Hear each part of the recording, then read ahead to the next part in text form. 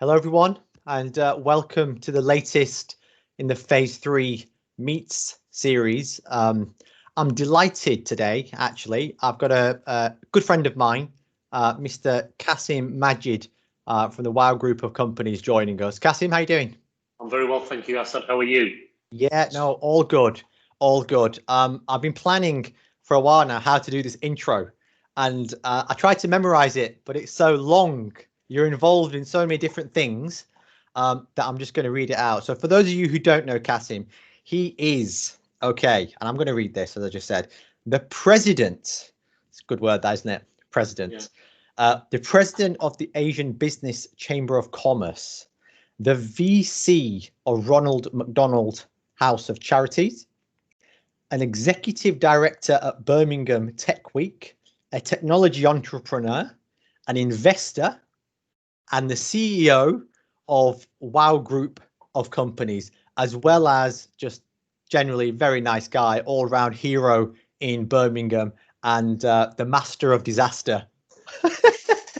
Also, Qasim, lovely to have you with us. Thank you so much for joining us. Obviously, our history is a very lengthy one, but very quickly, Qasim and I have known each other for probably coming up to 20 years.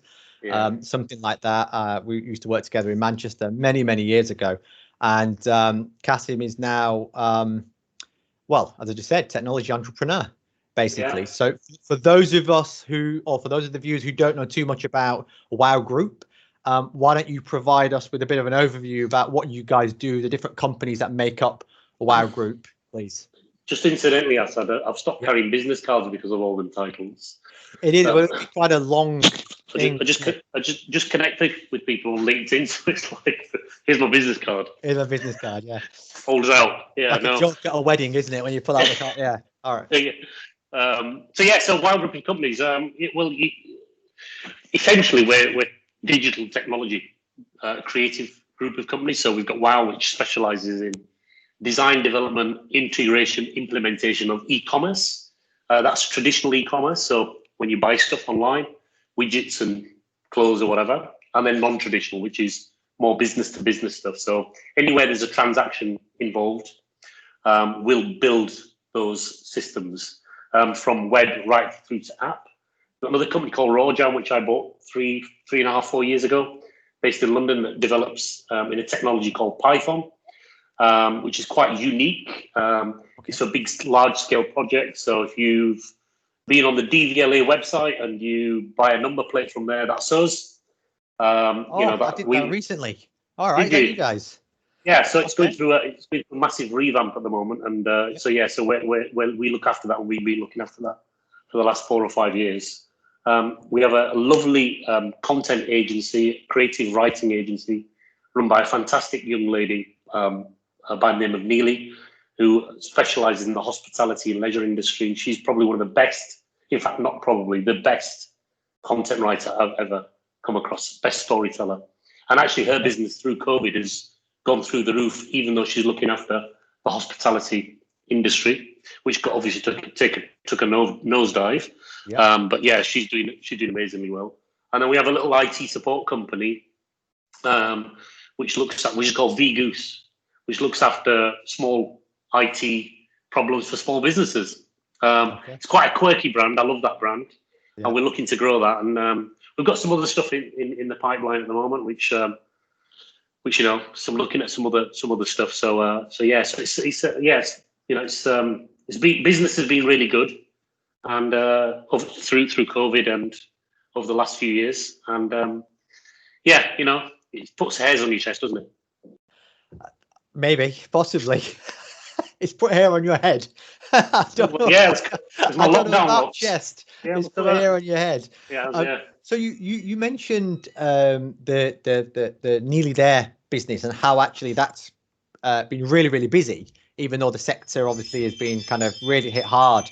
Sorry, that's my ring going off. By COVID. What changes have you noticed during the pandemic in terms of digital marketing? Well, obviously, it's been widely reported about that we've had 5 years disruption in in a few months. I think it was the CEO of Microsoft that first coined that phrase. And we've got to be careful with that as well, because everyone's jumping on this bandwagon of, digital, and that's fine. Working from home, we've seen a huge uptake in our business of people wanting to move into digital where they hadn't been, or they'd been thinking about it, and this has accelerated the decision-making process. But I think in the next couple of months, we're going to see a real slowdown in that because of people losing their jobs and all that kind of stuff, and lots more uncertainty to come, I think. But I'm always of the opinion in observe the masses and do exactly the opposite. So if people are going one way, then it's important to look at other options, because people all too often jump on the bandwagon. Okay, and you think obviously once the furlough scheme ends in October, and it's rumoured that there'll be a ton of redundancies coming at the back end of that as a result of obviously the government no longer paying the furlough scheme. Has your industry been hit by that? Or has it been the same, or has it become busier, or what's the feel in the kind of digital space? I think the people that were just probably, it's a very difficult space. It's very, very competitive. There's a lot of industries on. I think the digital space has become even more competitive over the years, particularly with this gig economy where people are working from coffee shops and being a lot cheaper. You've got things like Upwork and Elancer and all these kind of websites where you can go and get someone to do your work for next to nothing. So the competition has become really, really fierce. In terms of how it's affected our industry, I think there's people at two ends of the spectrum, and it's all about mindset and attitude, in my opinion. The mindset that we took right at the beginning of COVID, when it happened on the 23rd of March, was, look, everyone's in the same boat. Our customers are. You look left, you look right, you look in front of you, behind you. Everyone is in the same boat. So what can we do? What can we do? And I think the best thing that we did was just we picked up the phone to our customers and said, we want to help you. Pay us when you can. Right. Wow. Okay. Yeah. Pay us when you can, because you can't pay us. So there's no point stopping the projects. There's no point putting people on.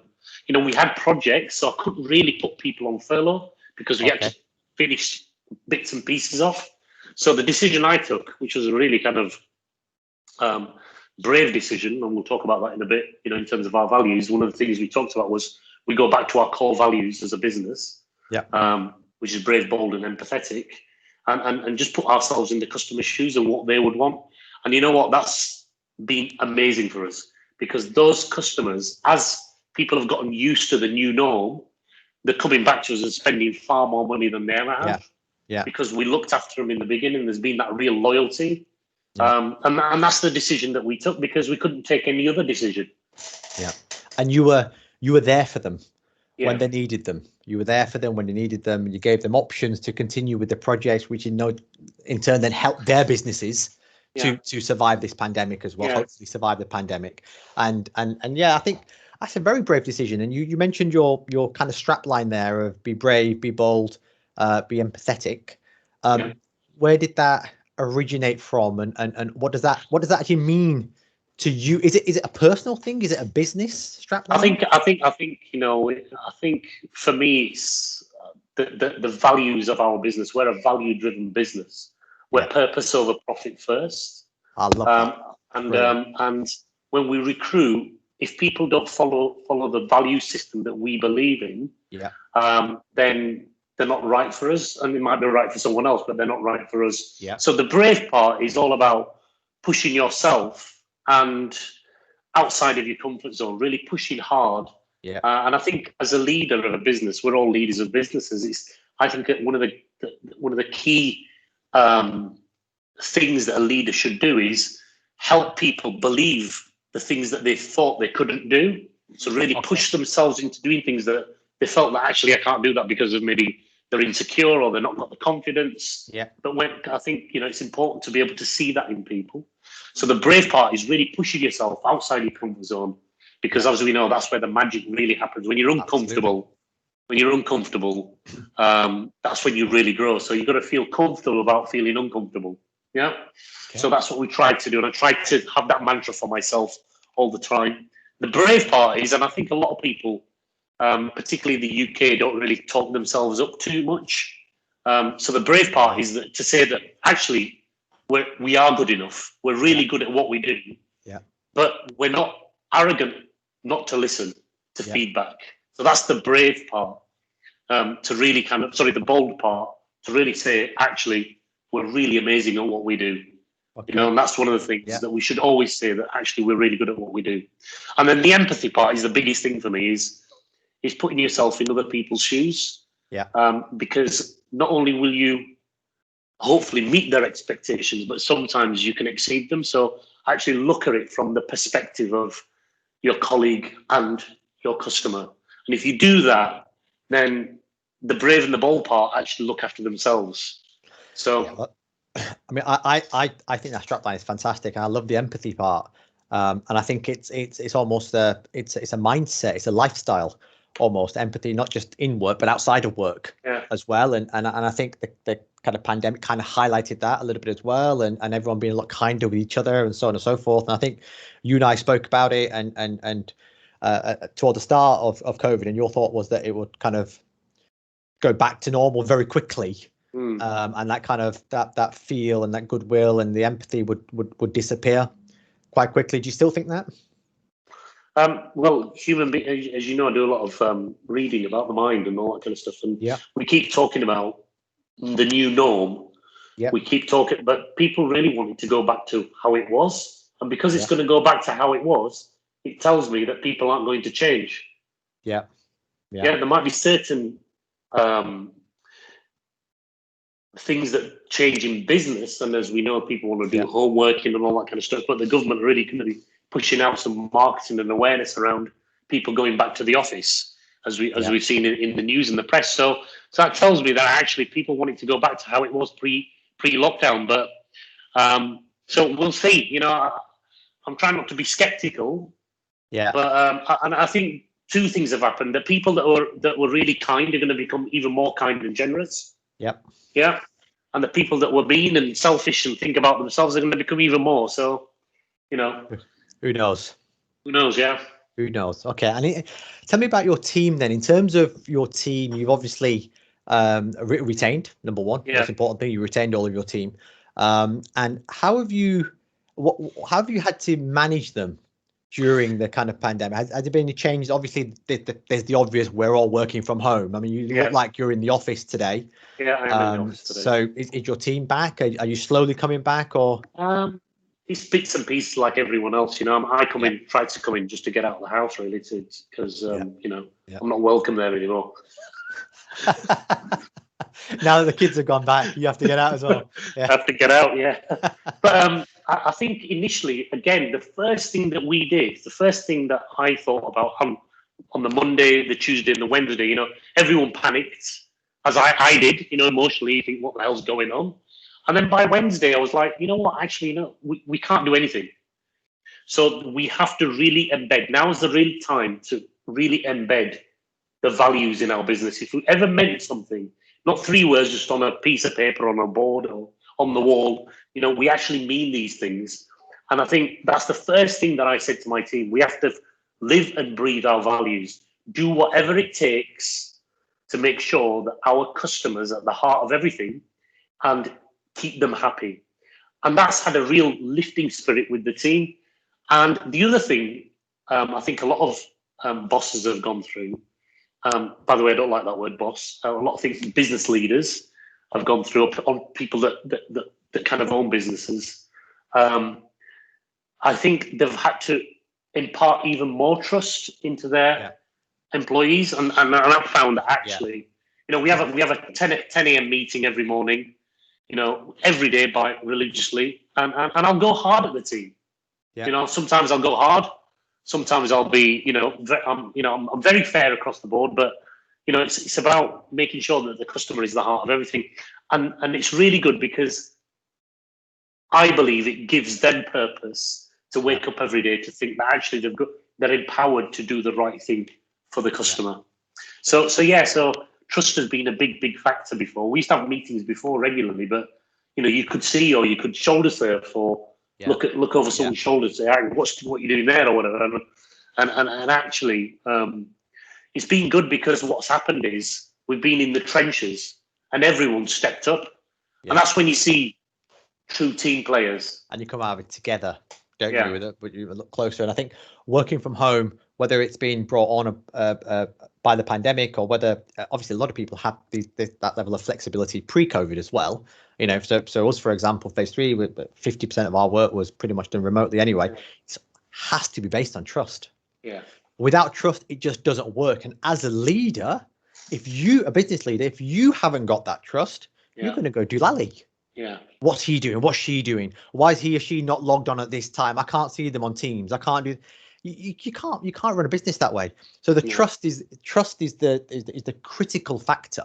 Yeah. To be fair, whether you work from home or whether you're in an office, you need to trust your employees and your team anyway. But even more so when you're based from home. So I want to change tack a little bit because I know you've had quite a turbulent, I think is probably the right word to use, last kind of 18 months, 24 months, in and around that period with some obviously significant family health related issues. What impact did that have on you and your mental health? And I use that term mental health because obviously, again, the last 6 months, mental health, quite rightly as it should be, is at the forefront. So just kind of using the last 6 months to describe your previous kind of 18, 24 months. How did that impact you, and what did you do as a business leader to come through that period?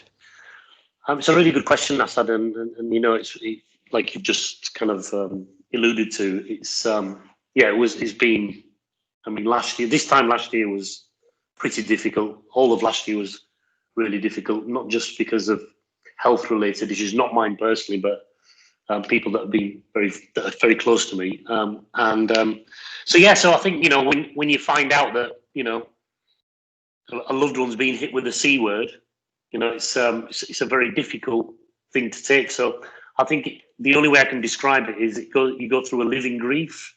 So it's the initial shock, then it's the thing of why me, why us, and then it's kind of living with it, then understanding how you got to live with that thing, and then it becomes completely uncertain.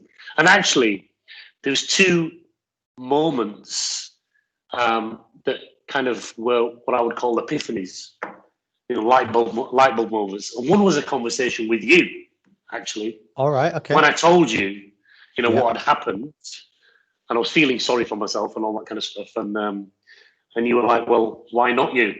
Harsh. Yeah. You're a human being. Yeah. Why not you? You're not something special. And I was like, well, actually, that, and I like that kind of stuff because it really put me outside of my comfort zone and actually give me a reality smack in the face. Well, why not me? Okay. And then the other one was how you frame it in your head. Because when you go into that, and to be honest with you, you have to go through the process. You have to go through the process of, well, why me? Yeah. So instead of saying, why me? Why is this happening to me? You got to change the framing of that and say, why is that? Why is this happening for me? Right. So when you instead of saying to me, but if you change it to for me, and I saw a guy, it's a chap by the name of Ed Milet. He's a motivational speaker in America, really good guy, and he was talking about the kind of process that he went through, and he was saying that when I've changed the framing of it and the wording of it, why this is happening for me, you go into solution mode.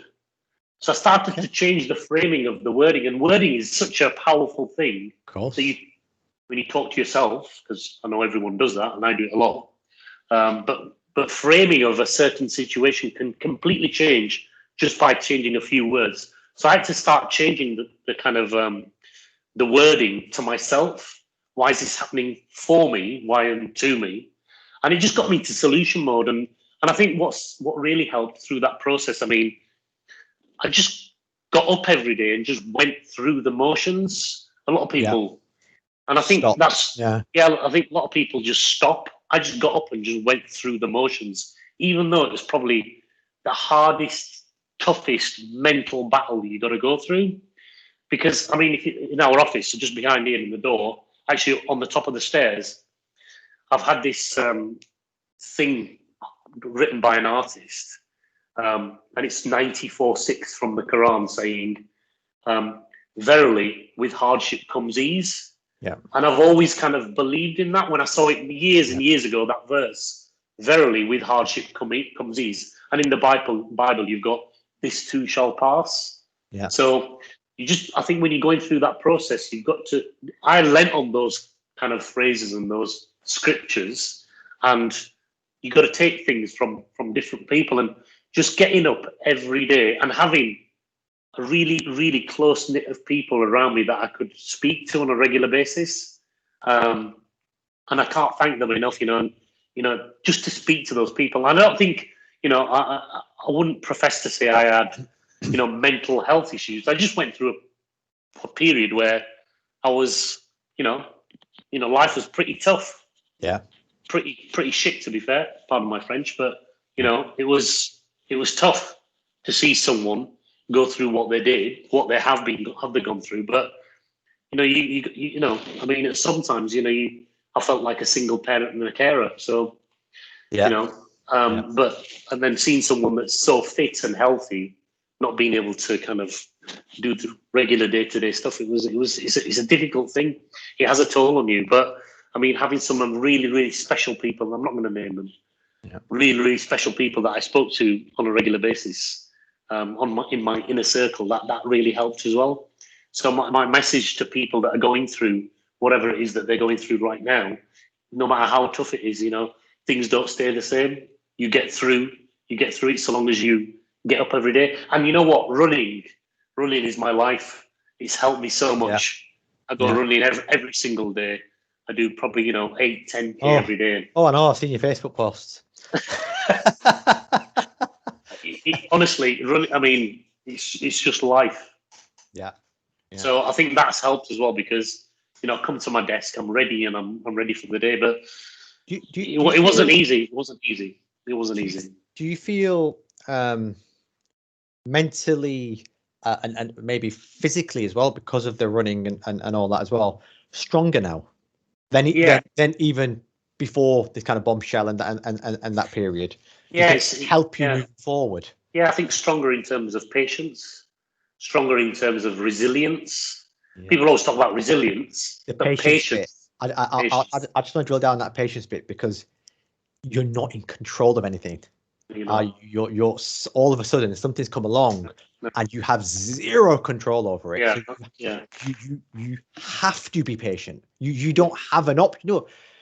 No, you probably learned that you have to be patient after a period of time. Yeah. Once you had that struggle that you said you initially have.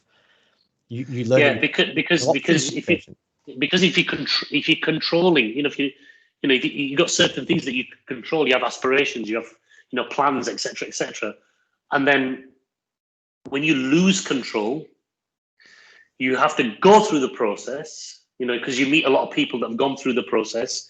And let me tell you, another thing, which was, whilst you're going through the treatment, you meet people that are in far more worse position than you.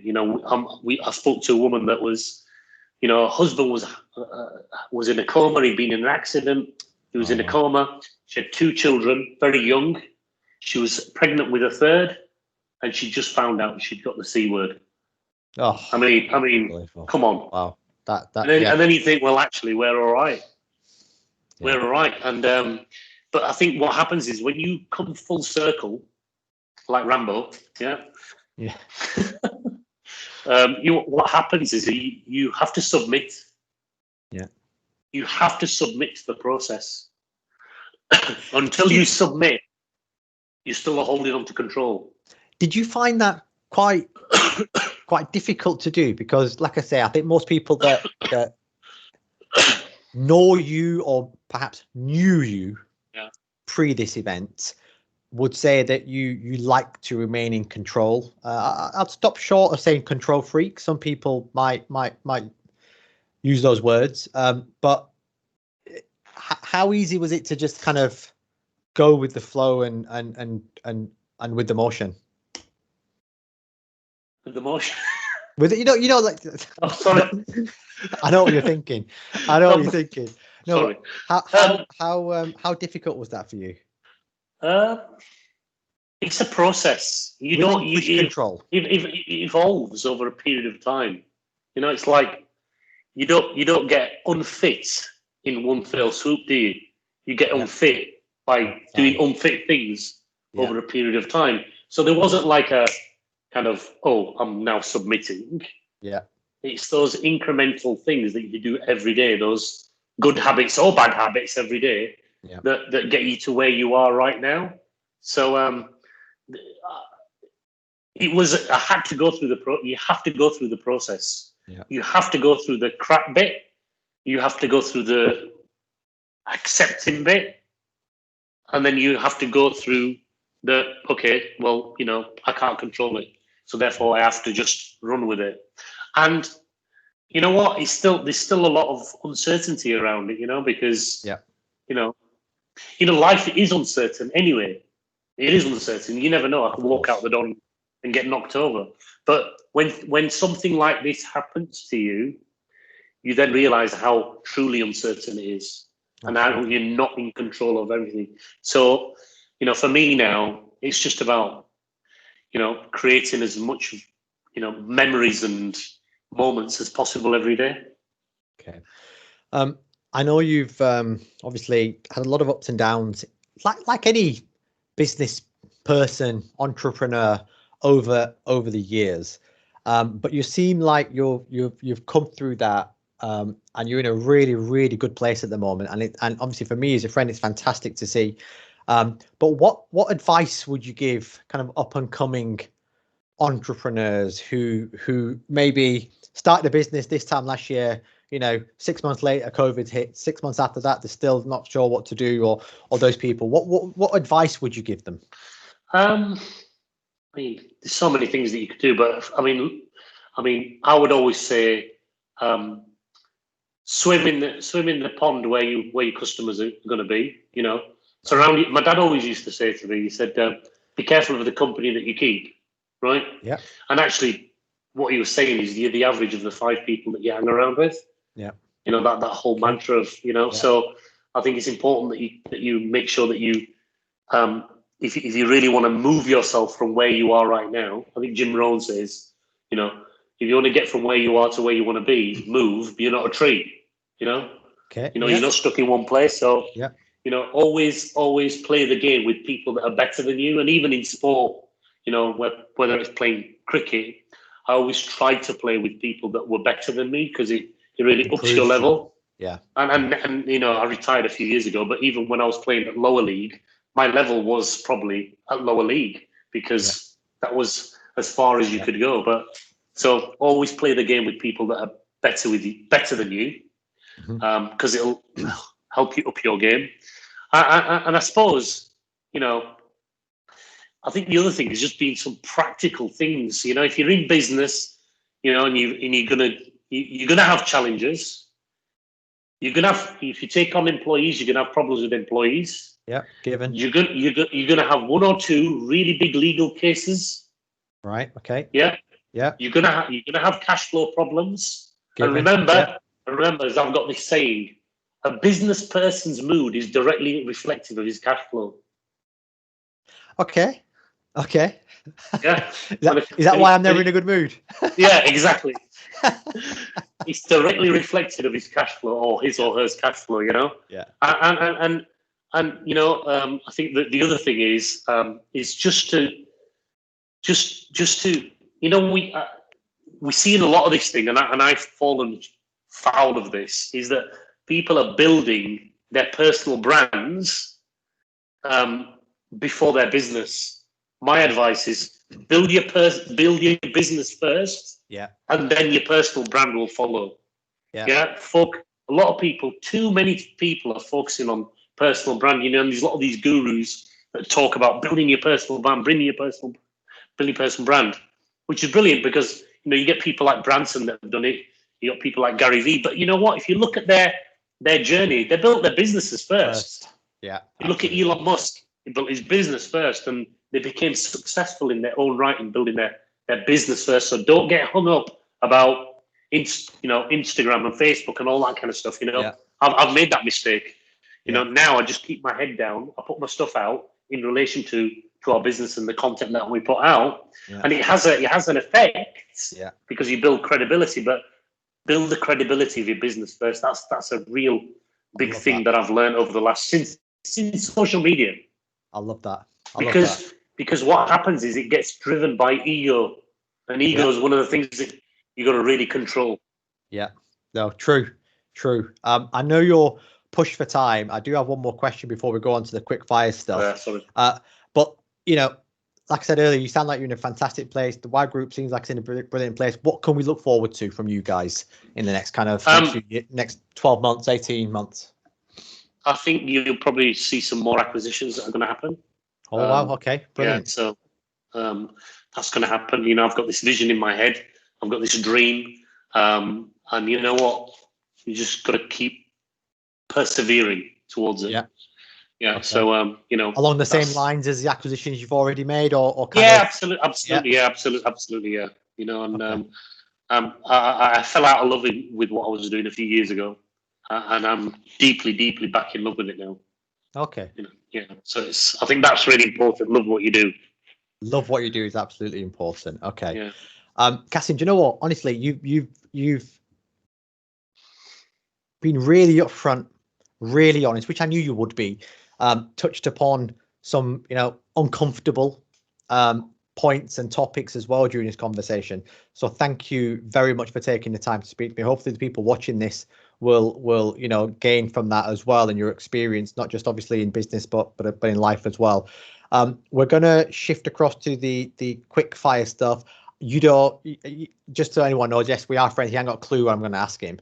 Okay. Even the previous question he didn't know, but he certainly doesn't know these questions. And it's just you can go into as much detail as you want, or you can just stick to one-word answers. Totally your call, yeah. Okay. All right. Cool. Okay. Cool. So let's start off easy. All right. Favorite app. Favorite. Oh, can I look at my phone? Yeah, you can look at your phone. Favorite app. My banking one. To check that cash flow. All right. Okay. Running or cricket? Running.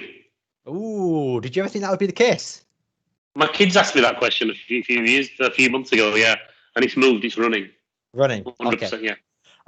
If you could go back in time, what would you change? Nothing. Nothing. Nothing. Cool. All right. Okay. What do you think your best personality trait is? My best personality, kindness. Kindness. All right. Okay. My kids might disagree. You can't kind of there's a differentiator between being strict and being kind. Yeah, there is. Of course, there is. And this kindness in being strict. Okay. What was your favorite subject in school? Geography. Geography. Why geography? I love land formations. I still love land formations. I love I've got a bit of an obsession with like rivers and mountains and so I love geography. Yeah, physical geography. Yeah. What's your favorite news source? My favorite news source. Yeah. BBC. Okay. Yeah. Which car best describes you? Which car best describes me?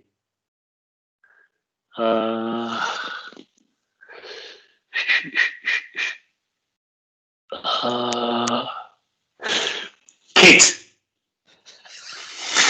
from Knight Rider. Yeah. Because he knows everything, right?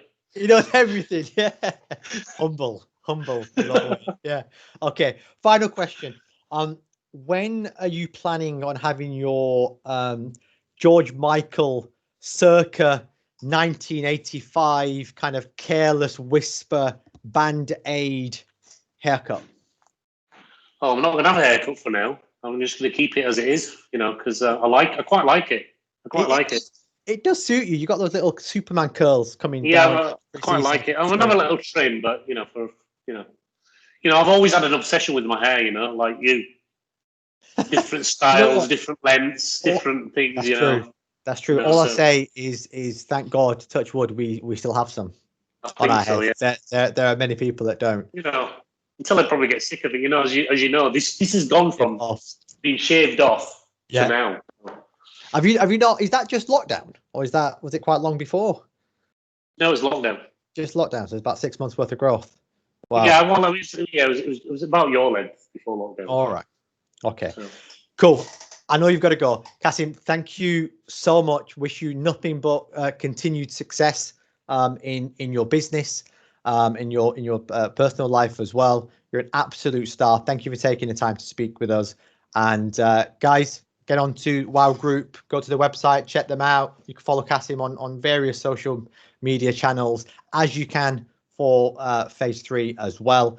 So thank you very much for watching, and see you next time. Go on. I just want to say thank you so much. Congratulations on your success as an entrepreneur. You know, I've always looked up to you, actually, believe it or not, even though I'm older than you, you know, Asian thing and all that. And I wish you all the very, very best and the team at phase 3. You've done an amazing job, and long may your success continue. God bless you. Thank you. Thank you very much. I'm actually going to say one more quick thing. Tell me a joke. Tell me a joke. Tell you a joke. Tell me a joke. Why is there no tablets in the jungle? Go on. Because the parrots eat them all. On that note, ladies and gentlemen, thank you very much. Sorry. And see you next time. Thank you.